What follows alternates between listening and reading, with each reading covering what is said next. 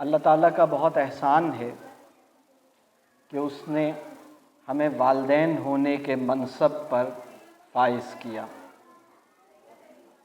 اور والدین ہونے کے منصب پر فائز ہونے کے نتیجے میں سب سے بڑی امید جس سے ہم اپنے آپ کو باندھ سکتے ہیں وہ یہ ہے کہ اللہ نے چاہا تو ہماری اولاد ہمارے لیے صدقہ جاریہ بنے۔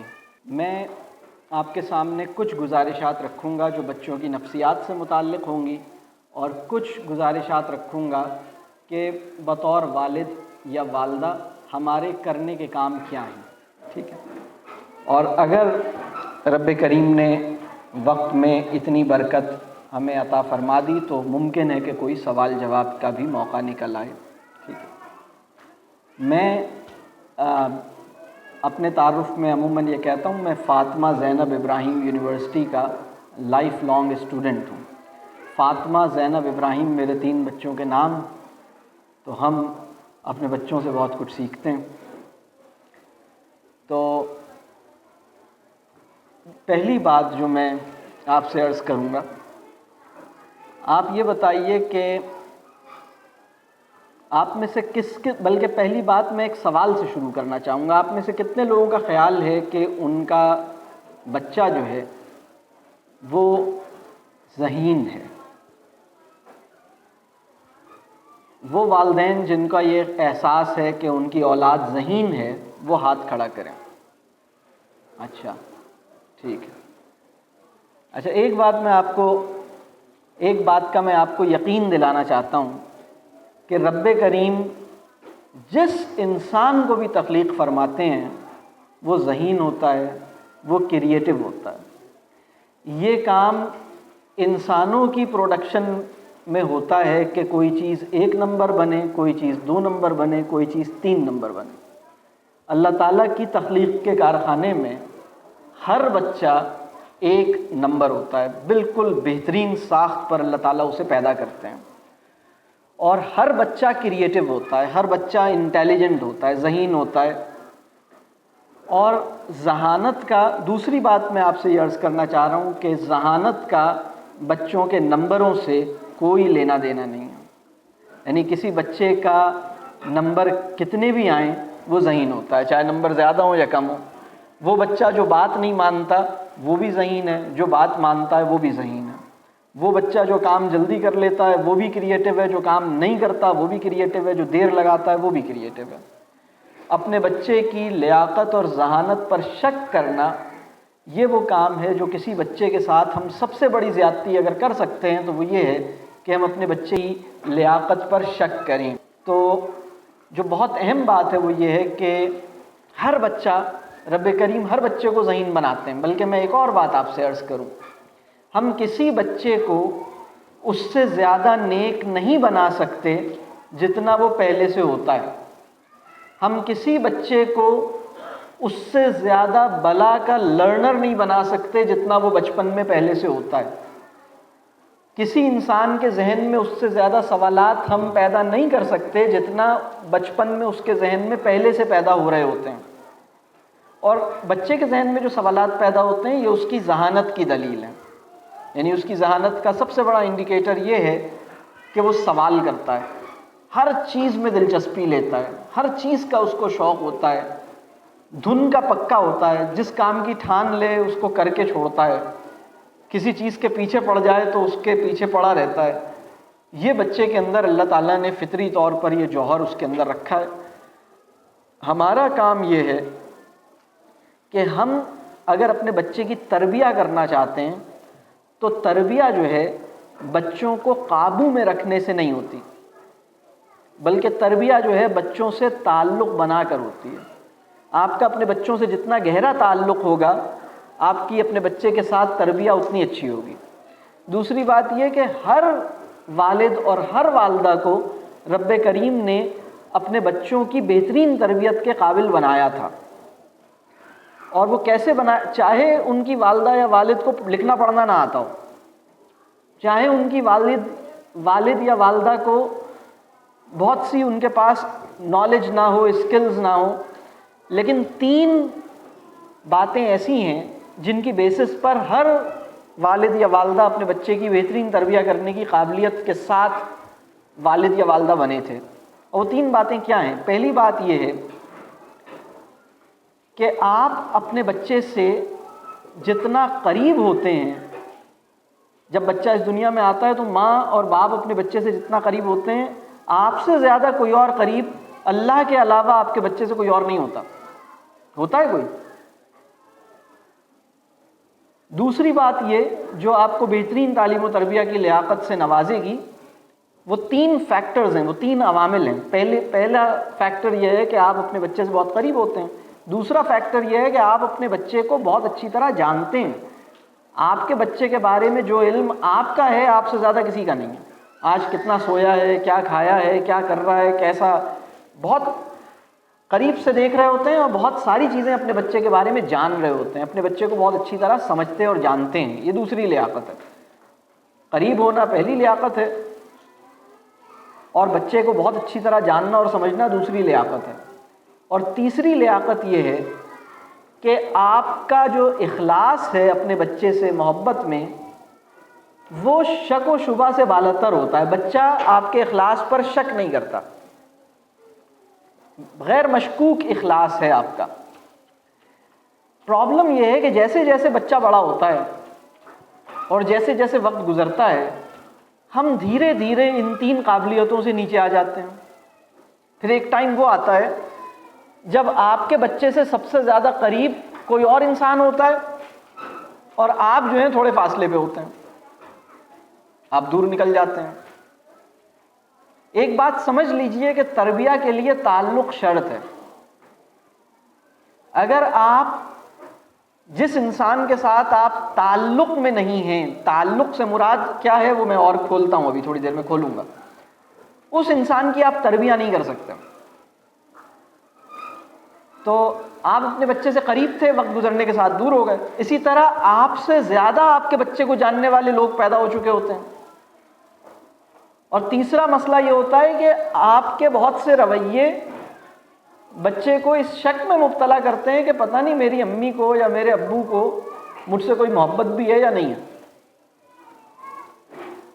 آج کی جدید دنیا کا بہت بڑا پرابلم یہ ہے کہ یہاں رشتے اگر مخلص بھی ہیں تو رشتوں میں رہنے والے اخلاص پر شک کرنے کی انہیں گستاخی ہو رہی ہے، جرت ہو رہی ہے.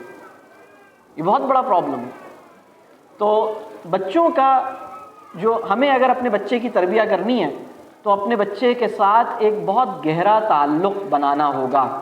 اور تعلق بچوں کو قابو میں رکھنے، بچوں کو باتوں میں یعنی اپنا یعنی یہ کوشش کہ بس وہ مجھے فالو کرے. دیکھیں، اگر آپ یہ چاہیں گے کہ یہ آپ کو فالو کرے تو اس کا امکان مشکل ہے کہ وہ فالو کرے، لیکن اگر آپ تعلق بنائیں گے تو یہ فالو ضرور کرے گا انشاءاللہ. تو تعلق جو ہے بڑی اہم چیز ہے.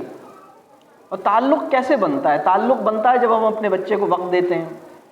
تعلق بنتا ہے، دیکھیں ایک اور بات بھی سمجھ لیجئے، اچھی تعلیم و تربیہ جو ہے وہ صرف فہم کے زور پہ نہیں ہوتی. یعنی ایسا نہیں ہوتا ہے کہ چائلڈ سائیکالوجی کو بہت اچھی طرح سمجھ لینے سے اچھی تعلیم و تربیہ ہو جائے گی، بلکہ اچھی تعلیم و تربیہ کے لیے مزاج موزوں درکار ہوتا ہے. یعنی میرا مزاج بھی ٹھیک ہو جائے اور میرا فہم بھی ٹھیک ہو جائے. فہم تو آ جاتا ہے، کوئی آپ کسی اچھی سی کتاب پڑھ لیں، کوئی اچھی گفتگو سن لیں تو آپ کی انڈرسٹینڈنگ امپروو ہو جاتی ہے.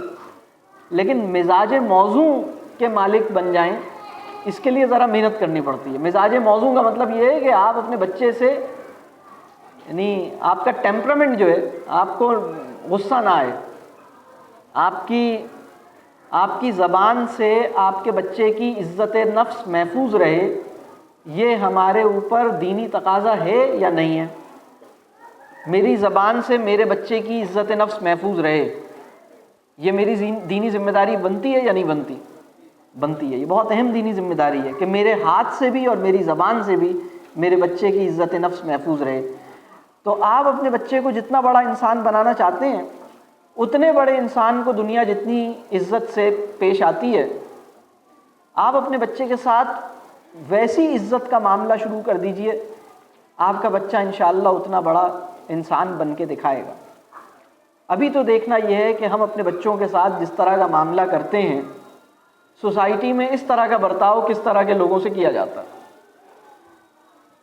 وہ اپنے بچوں سے بہت عزت کا، بہت اس کو اعتماد، دیکھیں اپنے بچے سے محبت کرنا ہماری مجبوری ہے، یہ اختیار نہیں ہے۔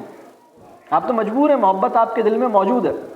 اپنے بچے پہ اعتماد کرنا اصل کمال کا کام ہوتا ہے۔ اگر آپ اصول اور حکمت کے بغیر اپنے بچوں سے محبت کرتے چلے جائیں گے تو بچے لاڈ سے بگڑ جائیں گے۔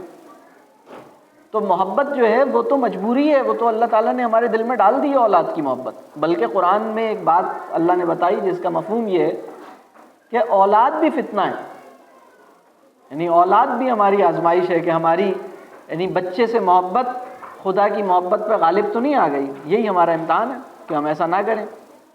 تو اپنی اولاد کو تو اصل کمال یہ ہے کہ آپ اپنے بچوں پہ ٹرسٹ کریں، اعتماد کریں، ان کی عزت کریں، ان کے ساتھ اپنا ایک گہرا تعلق بنائیں۔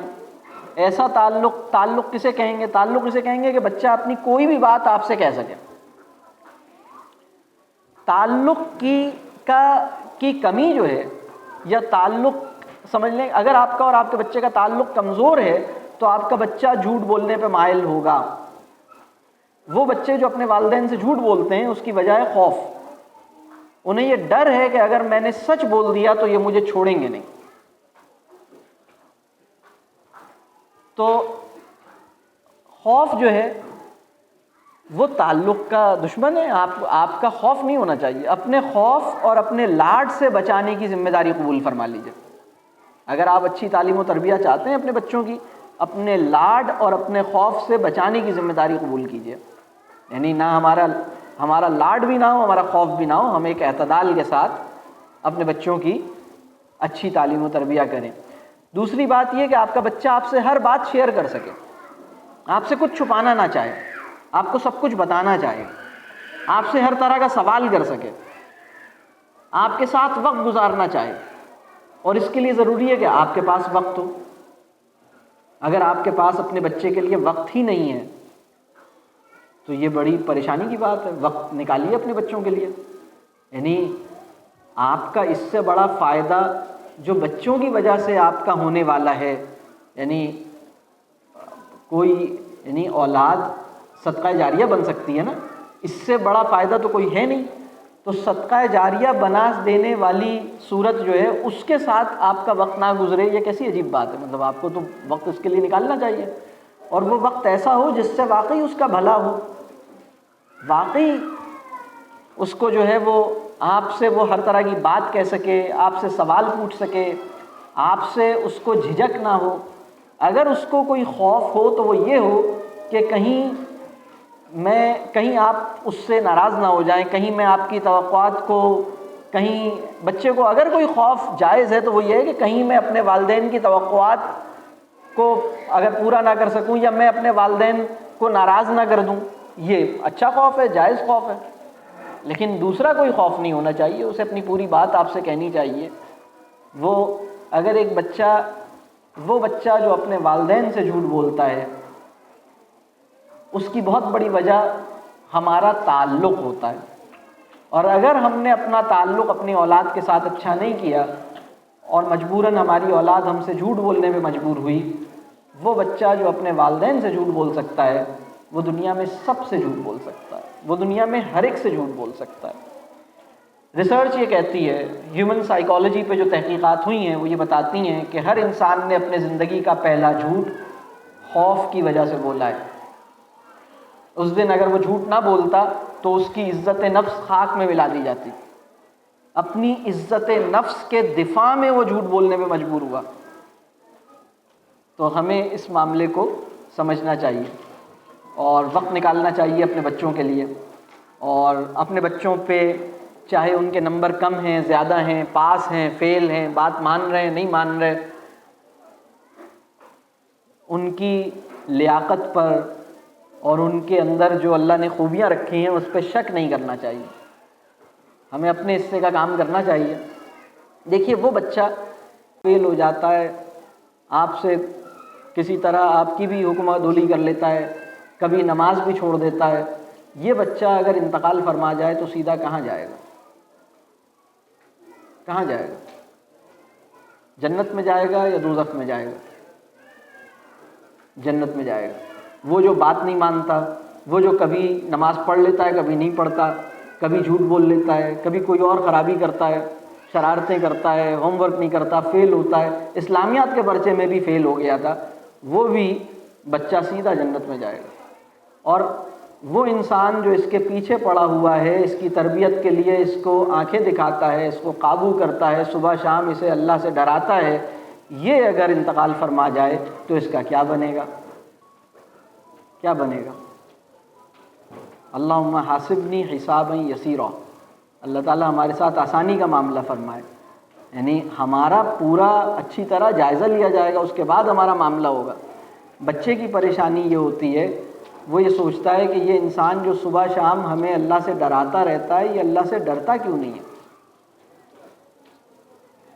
ہم نے اپنے بچوں کو کبھی ایسا ہوا کہ اپنے بچوں سے کہا کہ بیٹا میرے حق میں دعا کرو، مجھے یہ خوف ہے کہ میرے اعمال تو بہت تھوڑے ہیں، میں نے بڑی غلطیاں کی ہیں، مجھ سے غیبت ہوئی ہے، مجھ سے اور بہت سے گناہ سرزد ہوئے ہیں، کچھ جان بوجھ کے کچھ انجانے میں، بیٹا میرے حق میں دعا کرو کہ میرے ساتھ جو میں نے غلطیاں کی ہیں اللہ مجھے اس پہ معاف کرے۔